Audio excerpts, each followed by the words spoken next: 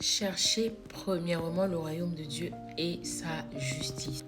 Dans le livre de Matthieu 6, 33, il est dit « Cherchez premièrement le royaume et la justice de Dieu et toutes ces choses vous seront données par-dessus tout. » Alors, je vais partir de ce passage pour expliquer en fait ce que Dieu veut nous dire quand il nous dit de chercher d'abord le royaume et la justice. Très souvent, quand nous allons vers Dieu par rapport à nos propres besoins.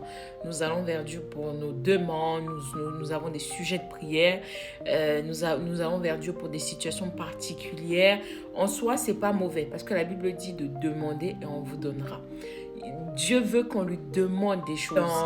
J'ai oublié le passage, il dit « Jusqu'à présent, vous n'avez encore rien demandé. » Demandez. Donc, il est important de demander des choses à Dieu, mais Dieu nous dit de chercher premièrement le royaume et la justice. Alors, chercher premièrement le royaume et la justice, tout simplement, c'est de mettre Dieu en premier. C'est mettre Dieu au commencement. Genèse 1, verset 1 dit au commencement Dieu.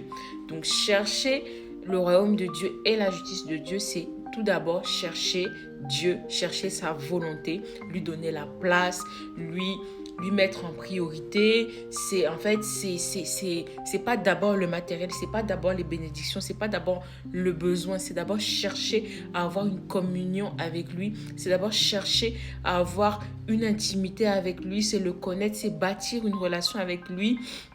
Concrètement, j'ai envie de dire, c'est commencer sa journée avec Dieu. D'accord? Prendre 5-10 minutes par jour le matin et mettre Dieu en premier, que ce soit pour ta journée, que ce soit pour ton travail, que ce soit pour ta famille, tes enfants, ton mariage, tout ce que tu entreprends, c'est de mettre Dieu en premier. Alors, comment vraiment chercher le royaume de Dieu? Première chose, c'est d'abord accepter Jésus-Christ comme Seigneur et Sauveur. Accepter Jésus-Christ comme Seigneur et Sauveur, c'est la première chose pour voir le royaume de Dieu. Parce que si tu n'es pas né de nouveau, tu ne peux pas voir le royaume de Dieu. Jean 3 au verset 3 nous dit « En vérité, je te le dis, si un homme ne naît de nouveau, il ne peut voir le royaume de Dieu. » Donc, dans ce passage, il s'agissait de Nicodème qui demandait à Jésus, c'était quoi la nouvelle naissance?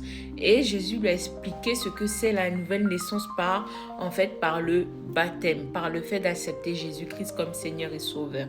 Il y a un autre verset dont je vais te partager, c'est celui de Jean 3 au verset 16 qui dit « Car Dieu a tant aimé le monde qu'il a donné son Fils, afin que quiconque croit en lui ne périsse point. » D'accord? Donc, Jésus-Christ a payé le prix pour toi. Il t'a racheté, il t'a fait naître dans un royaume, il t'a donné une nouvelle identité, il a fait de toi enfant de Dieu. Donc, si tu l'acceptes comme Seigneur et Sauveur, tu es pratiquement prompte à entrer dans le royaume de Dieu. Ça, c'est la première chose. Si tu fais un échange de ta vie, si tu changes ta vie, tu dis « Seigneur, je te donne ma vie et je reçois la tienne », tu es éligible, tu deviens enfant de Dieu.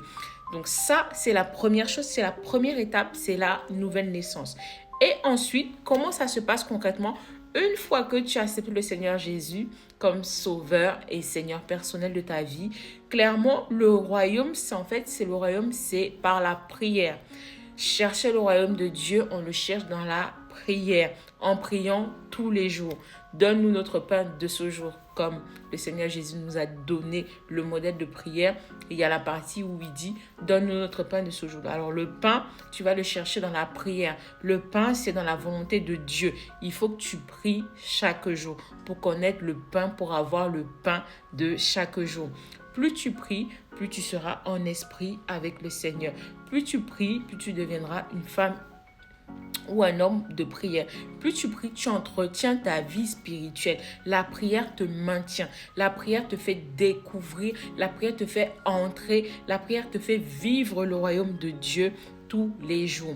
Deuxièmement, le royaume et la justice de Dieu, c'est par la méditation de Dieu, c'est sa parole. Tout simplement, Pour connaître le royaume, tu as besoin de connaître la parole de Dieu. Pour connaître la justice de Dieu, tu as besoin de connaître la parole de Dieu. La parole de Dieu, c'est également ses lois. C'est le connaître lui, mais c'est également connaître les lois. Comment fonctionne le royaume?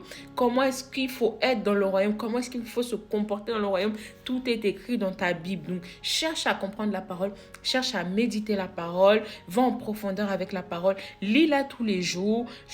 Pas forcément matin, midi, soir, mais essaye de prendre un chapitre par jour, médite la parole, prends du temps, passe du temps avec Dieu. Cherche ses promesses, cherche à connaître la volonté de Dieu, cherche à connaître la manière dont tu dois te conduire et tu verras que petit à petit, en fait, tu vas garder cette présence de Dieu qui est en fait tout simplement le royaume de Dieu et sa justice. En résumé, le royaume de Dieu, c'est chercher Dieu, c'est le mettre en premier, c'est vivre la volonté de Dieu, c'est être en communion permanente avec lui.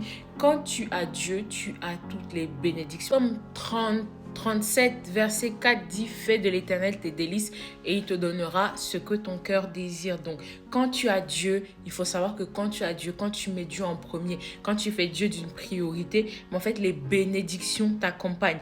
Quand tu mets Dieu en premier, tu n'as plus besoin de chercher les biens matériels. Tu as déjà Dieu et de Dieu nous découlons et c'est de Dieu que découlent toutes les bénédictions. Donc, tant que tu as Dieu, tu es béni. Et je prie qu'à partir d'aujourd'hui, tu fasses de Dieu une priorité parce qu'à partir de lui, il te donnera ce que ton cœur désire. Sois béni.